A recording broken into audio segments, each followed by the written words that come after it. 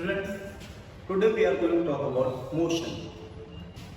Basically, in our course, we have motion in one dimension.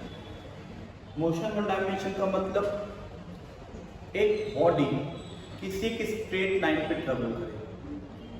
हम लोग इसे motion in one dimension, motion in straight line या rectilinear motion, इन तीनों नामों से जानते हैं. आपके बुक में कोई भी एक नाम हो सकता है डिपेंडिंग अपॉन द बुक्स. तो अगर कोई पर्टिकुलर बॉडी एक स्ट्रेट लाइन पे ट्रेवल करता है तो हम इसे मोशन इन डायमेंशन बोलेंगे. क्या और भी कोई कंडीशंस है? Yes, motion in two dimension भी है, मोशन इन थ्री डायमेंशन भी है. अब मोशन इन टू डायमेंशन का क्या मतलब है? अगर कोई ऑब्जेक्ट, जैसे कि मान लो यहाँ पे एक प्लेन है, तो अगर कोई ऑब्जेक्ट इस पूरे प्लेन पे ट्रेवल कर रहा हो इसे हम बोलते हैं मोशन इन टू डायमेंशन. वही चीज अगर मैं इसे हटा दूं, मैं यहाँ पे कैसा प्लेन ड्रॉ करूं, कुछ ऐसा, और एक स्फीयर ड्रॉ करूं.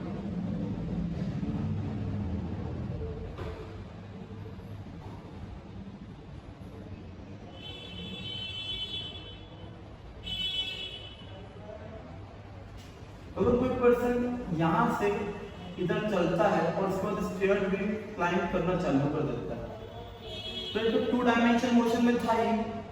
अब ये थ्री डायमेंशन मोशन करने लगा, क्योंकि पहले ये सिर्फ और सिर्फ दो डायरेक्शन में चल रहा था, अब ऊपर भी जा रहा है, एक्स वाई और जेड. ठीक है, तो motion in one dimension, two dimension, three dimension, तीनों आई थिंक आपके दिमाग में गया. इसके एग्जांपल्स लेते हैं. घर पे एक रोप होती है जिसके ऊपर हम लोग अपना कपड़े को डालते हैं सूखने के लिए.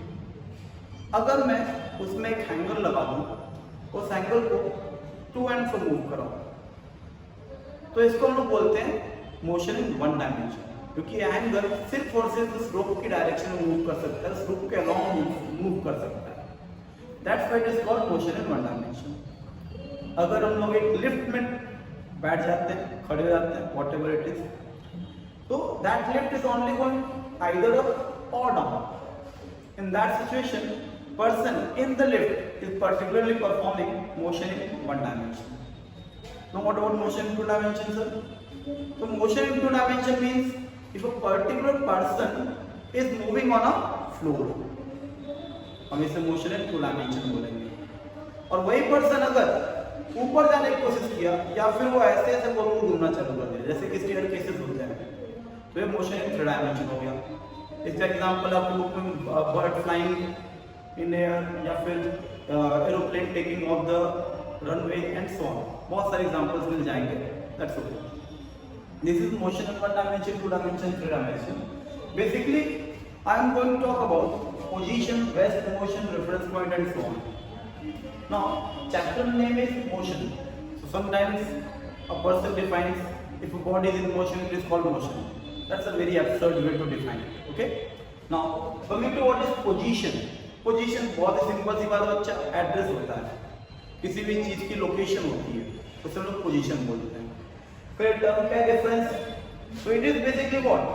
पोजीशन हम इसे बोल देंगे एड्रेस, एड्रेस और लोकेशन.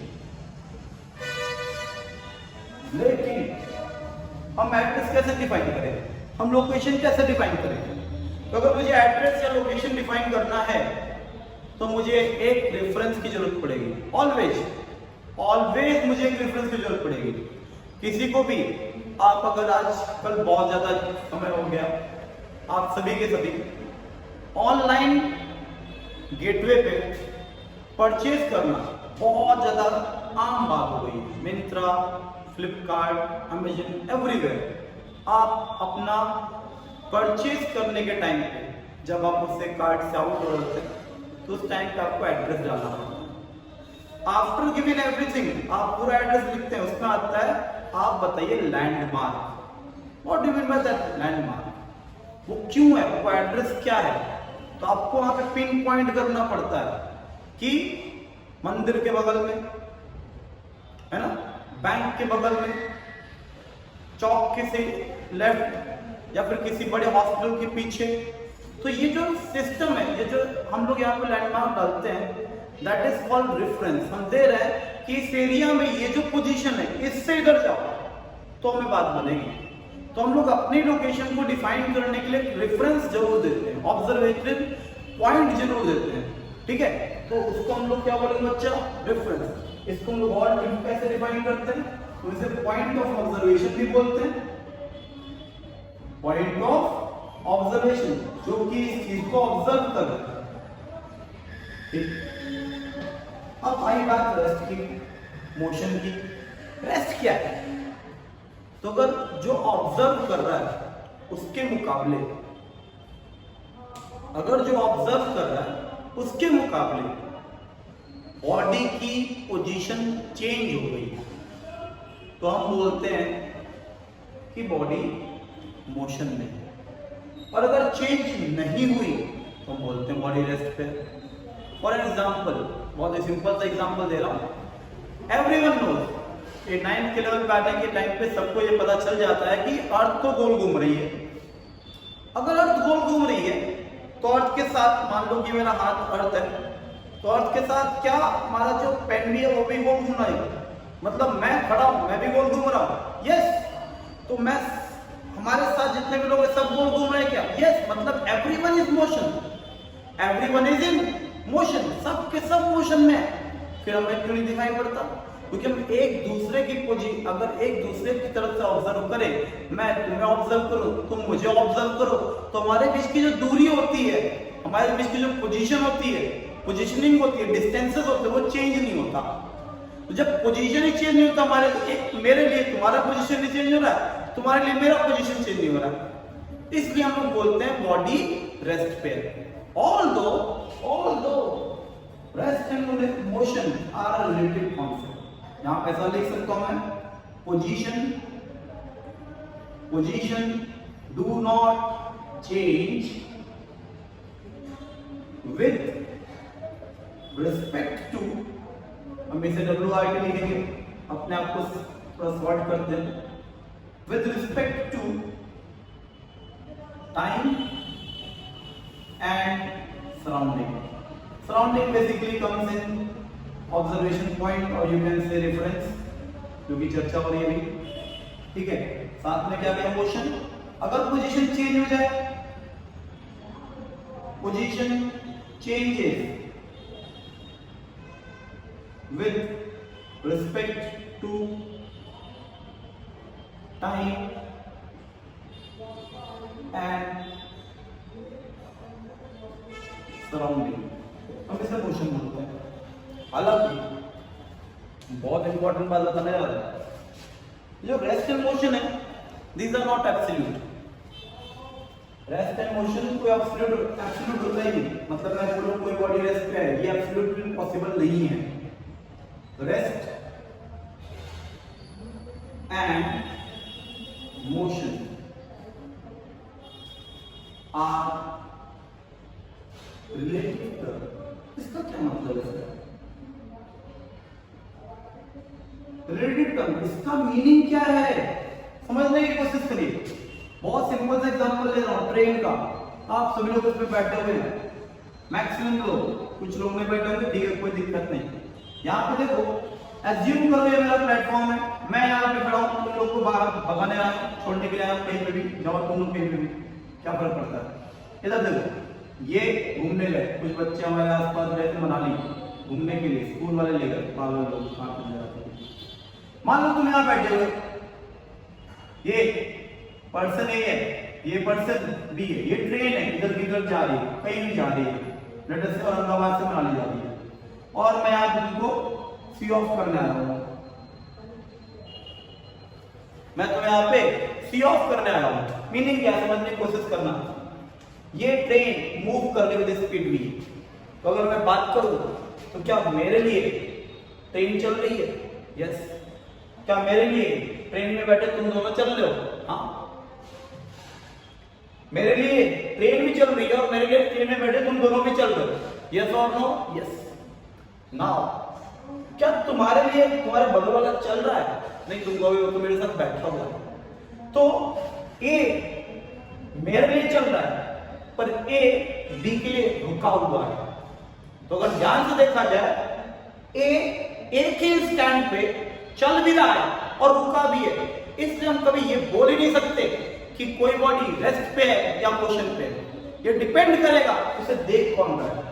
जैसे कि जब बी देख रहा है तो ए रुका हुआ था, जब मैं देख रहा हूं ए चल रहा है। समझ में आया क्या? आई थिंक समझ में आ गया होगा। नहीं समझा, एक बार फिर से रिपीट करो, शब्दों का थोड़ा बहुत हेर फेर हो जाता है। एक बार फिर से रिपीट करो, फिर समझो, ट्राई करो, आएगा। This is a very good example of understanding that rest and motion are relative terms. They are not absolute. They are not absolute. Most of the questions in every exams of a school ये बार बार पूछता है कि give a example that rest and motion are relative. तो आप इसे दे सकते हैं, बहुत ही सिंपल सा एग्जाम्पल। ठीक है, लिखने का तरीका आप लोग इंग्लिश जानते हैं, लिख लेंगे। तब आगे बढ़ते हैं, reference point, rest, motion. Now coming to distance. What is distance? तो डिस्टेंस बहुत जगह पे बहुत अलग अलग बातें लिखी रहती है। अपन बहुत सिंपल सी बात पे चलेंगे, actual length of path travelled. सिर्फ पाथ क्या है? जो पर्टिकुलर डायरेक्शन में बॉडी गया, उन सभी डायरेक्शंस का अगर मैं एक सिंपल सा लाइन ड्रॉ कर दूं, उन सभी पॉइंट्स को लेते हुए एक सिंपल सा लाइन ड्रॉ कर दूं, तो वो पाथ कहलाएगा। वो क्या कहलाएगा? पाथ कहलाएगा। ठीक है, जैसे कि ये मान लो पॉइंट ए है, जहां से एक पर्सन मोशन करना चालू किया, वो इधर से गया, ऐसे घूमा और यहां से घूम के यहां पहुंचा। ये पॉइंट बी है, ये सब उसका पाथ हो गया। तो इस पाथ का एक्चुअल लेंथ हमें क्या मिलेगा? डिस्टेंस मिलेगा। और फिर डिस्प्लेसमेंट की चर्चा करें, क्या बोलेंगे? अगर मैं यहां से सीधा उस जगह जाने की कोशिश करूं,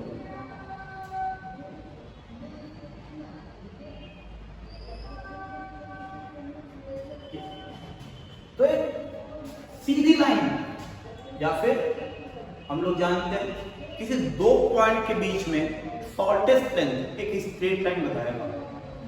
कर्व लाइन उससे ज्यादा होती है। ठीक है, कर्व लाइन की लेंथ हमेशा स्ट्रेट लाइन से दो पॉइंट के बीच में ज्यादा ही मिलती है। तो shortest path is basically straight line. तभी हम लोग एक चैप्टर भी क्या पढ़ते हैं, मोशन स्ट्रेट लाइन अलग से पढ़ते हैं।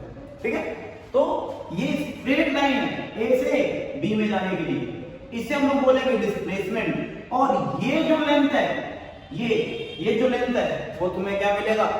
वो तुम्हें मिलेगा डिस्टेंस। तुम्हें अगर ये लग रहा है कि सर झूठ बोल रहे हैं, सिंपल सा काम करो, अपने टेबल पे दो पॉइंट मार्क कर लो, इस पे एक ऐसी लाइन ड्रॉ करो, घर में धागा होगा, धागा, ठीक है, कपड़ा सिलने का, उसे उठाओ और ऐसे मार्किंग करो। ठीक है, यहां तक ले जाओ, उसे पकड़ो कि खींच कैसे एक्सटेंड करो। दूसरा, एक यहां से यहां तक सीधी लाइन लो, उसे एक्सटेंड करो। आपको खुद ही समझ में आ जाएगा कि जो डिस्प्लेसमेंट है वो छोटा होगा डिस्टेंस से। जो डिस्प्लेसमेंट है वो छोटा होगा डिस्टेंस से। अब कुछ पॉइंट्स फटाफट नोट करेंगे। जो टर्म है डिस्टेंस, ये एक स्केलर क्वांटिटी है। सर ये स्केलर क्वांटिटी होता क्या है? बात कर लेंगे इसके बारे में जल्दी में। स्केलर क्वांटिटी होता है, डिस्प्लेसमेंट आपका वेक्टर क्वांटिटी होता है।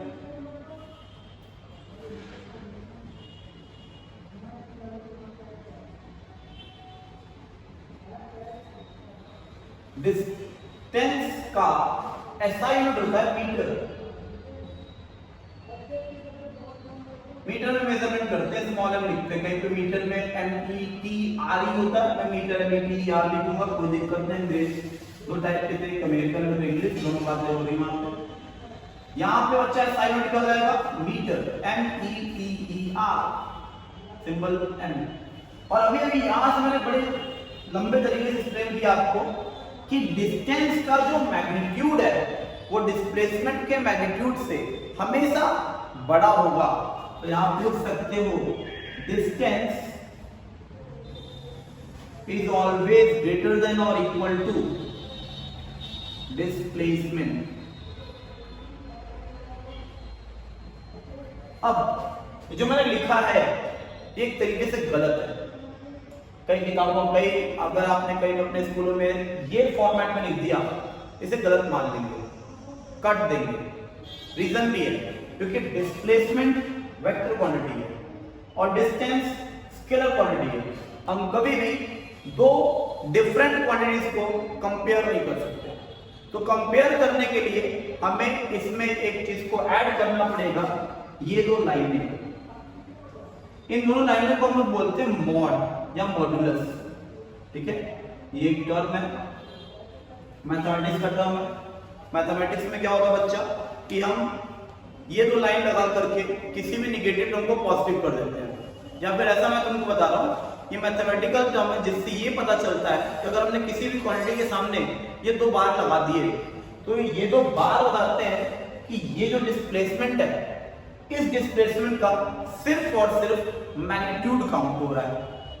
सिर्फ और सिर्फ मैग्नीट्यूड काउंट हो रहा है। मतलब ये क्या मीनिंग है सर? तो हमने देखा स्केलर और ये वेक्टर है, और कुछ बच्चों को पता होगा, कुछ को नहीं पता होगा। स्केलर वो क्वांटिटीज होते हैं जिनमें मैग्नीट्यूड होता है और डायरेक्शन नहीं होता। वेक्टर वो क्वांटिटी होता है जिसमें मैग्नीट्यूड और डायरेक्शन दोनों होता है। मैग्नीट्यूड और डायरेक्शन दोनों का मतलब क्या है?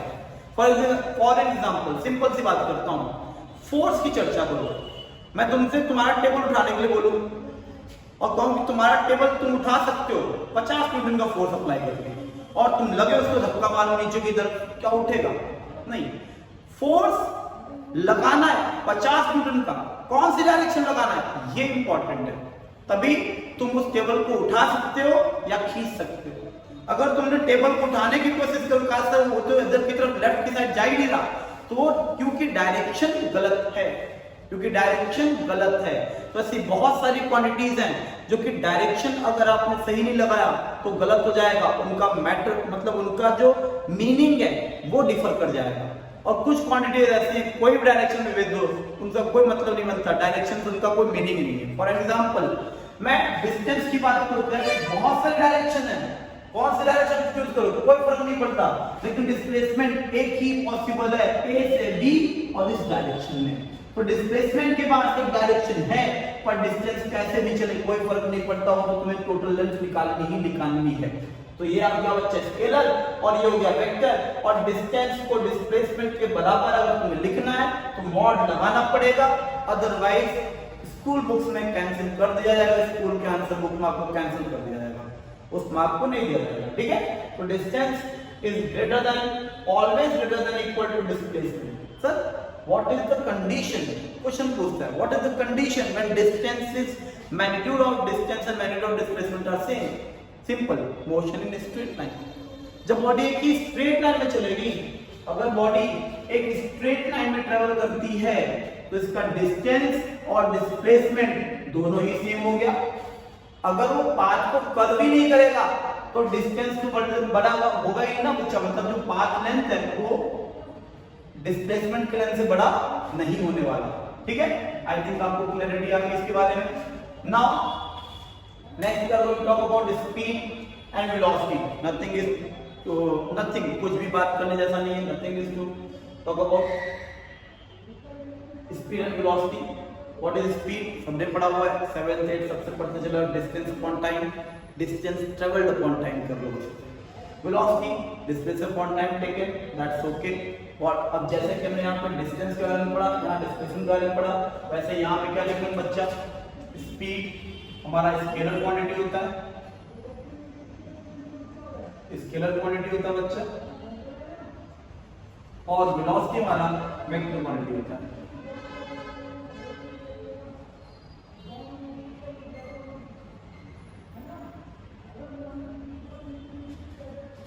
इसकी SI यूनिट होती है मीटर पर सेकेंड, इसकी भी SI यूनिट होती है मीटर पर सेकेंड। एक डिफरेंस मैं भूल गया जो कि मुझे बताना चाहिए था, आपका डिस्टेंस कभी भी नेगेटिव नहीं होता, ऑलवेज पॉजिटिव। लेकिन जो आपका डिस्प्लेसमेंट है, दिस कैन बी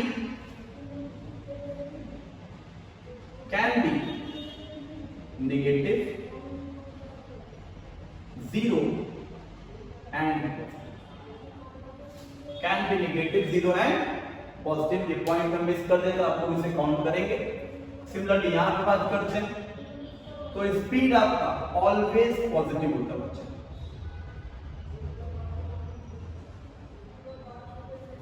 और जो वेलोसिटी है दिस कुड बी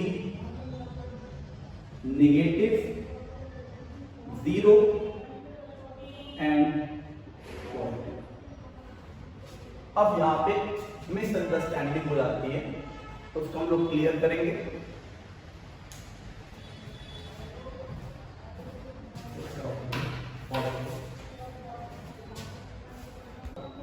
अच्छा तो जब मैंने स्पीड और वेलोसिटी बताया, अब क्या होगा ना, कुछ बच्चों को किताबें पढ़ने का शौक होता है, दैट्स वेरी गुड, हमें पढ़ना ही चाहिए किताबें।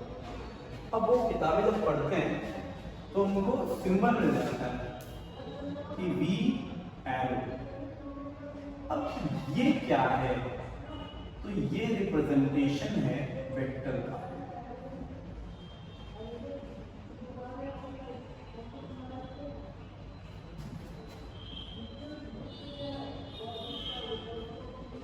मैथमेटिक्स का पार्ट है, हम लोग 11th-12th में जाके इसे सीखते हैं। कोई 9th-10th में सीख लेता है, फाउंडेशन कोर्सेज में उसको एक्सटेंड करके बता दिया जाता है। हमारे किसी काम का नहीं है, मैक्सिमम टाइम हम इसे इतना टाइम 10th तक के लेवल पे हम ज़्यादा इसको फोकस नहीं करते हैं और अभी भी नहीं करने वाले। हम वेक्टर को डिफरेंशिएट करने के लिए ये साइंस का इस्तेमाल करते हैं, ठीक है। जैसे मैंने यहाँ लिखा स्पीड जो है ऑलवेज पॉजिटिव, बट मैंने वेलोसिटी के लिए लिखा नेगेटिव एंड पॉजिटिव। अब इसका मीनिंग क्या है? नॉर्मली अगर मैं आपसे पूछूं -2 और +2 में बड़ा कौन छोटा कौन, तो आपका आंसर होगा सर क्या छोटी सी बात पूछ रहे हो, -2 छोटी वैल्यू है और +2 बड़ी वैल्यू मैग्नीट्यूड वाइज, ठीक है। बट अगर मैं ये लिखूं -2 मीटर पर सेकेंड और लिखूं +2 मीटर पर सेकेंड, अब आप बताइए मुझे कौन छोटा कौन सा बड़ा। तो यहां पे आपको अपने आप को रोकना है। That is very common mistake that students do. They say that -2 is smaller velocity and +2 is larger velocity or greater velocity. But in this situation, both are equal. Both are equal in magnitude, but opposite in direction. So what these signs are representing? These signs are representing directions. Understood? These signs are representing direction. ठीक है, negative sign क्या बता रहा है? Direction. Normally जैसे हम लोग जानते हैं, ग्राफ हमने पढ़ा और एवरीवन हैज लर्न दैट ये कुछ इस तरीके से ग्राफ बनता है, इधर प्लस होता है, इधर माइनस होता है। तो if it is written -2 metre per second, that means that particular person or man is running in this direction with 2 meter per second, and in the same manner if I am saying +2 meter per second, तो यहाँ पे ये person कुछ इस तरीके से भागेगा 2 metre per second. तो आई थिंक आपको क्लियर हो गया, नहीं समझा फिर से रिपीट करो। माइनस और प्लस जब काउंटिंग कर रहे हो आप, मैथमेटिक्स में जा रहे हो, तो वहां पे मैग्नीट्यूड डिफाइन करता है, but minus and plus in motion it defines direction. हमारे लेवल पे हम इसे डायरेक्शन कंसीडर करेंगे। डायरेक्शन नेगेटिव किधर की तरफ हमने लिया, इधर की तरफ, पॉजिटिव इधर की तरफ लिया, इधर की तरफ। ऑल्सो इट इज आर्बिट्ररी, मैं पॉजिटिव इधर ले सकता हूं, नेगेटिव इधर ले सकता हूं, बट स्टैंडर्ड मैनर पॉजिटिव इधर की तरफ है, सॉरी नेगेटिव इधर की तरफ है, पॉजिटिव इधर है, पॉजिटिव ऊपर होता है, नेगेटिव नीचे होता है। स्टैंडर्ड कंडीशन बता रहा हूं, लेने को तो हम लोग कोई भी डायरेक्शन नेगेटिव पॉजिटिव ले सकते हैं, ठीक है। ओके, तो ये वेलोसिटी के बारे में फाइनल टर्म है, फाइनल टर्म था कि ये ऐसे ऐसे होता है वेलोसिटी के बारे में।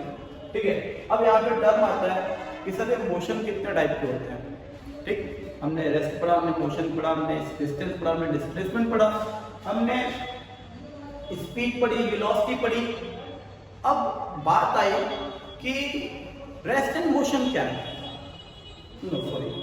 अब बात आई कि मोशन कितने टाइप के होते हैं, स्पीड कितने टाइप के होते हैं, वेलोसिटी कितने टाइप की होती है।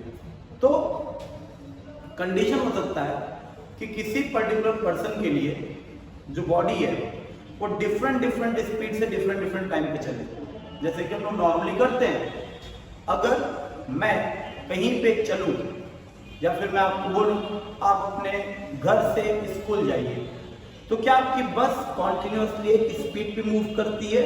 नो, क्योंकि उस पर्टिकुलर स्टैंड पे अगर मैं बात करूं तो कहीं पे ब्रेकर्स आते हैं, रुकना पड़ेगा, कहीं पे हाईवे आता है, भागना पड़ेगा। ठीक है, कहीं पे ट्रैफिक लग गई, फिर रुकना पड़ेगा। ठीक, तो ये क्या हो रहा है, स्पीड कॉन्टिन्यूसली बसेस की स्लो डाउन हो रही है, इंक्रीज हो रही है, स्लो डाउन हो रहा है, इंक्रीज हो रहा है। आपके फ्रेंड का घर है, उसे पिकअप करने के लिए फिर उसे रुकना पड़ेगा। तो यहाँ पे जो बस मोशन कर रहा है that is a non uniform speed और non uniform motion. That means throughout the time interval motion of the particle, motion of the bus is non-uniform, or you can say throughout the time interval speed of bus is non-uniform or it is changing.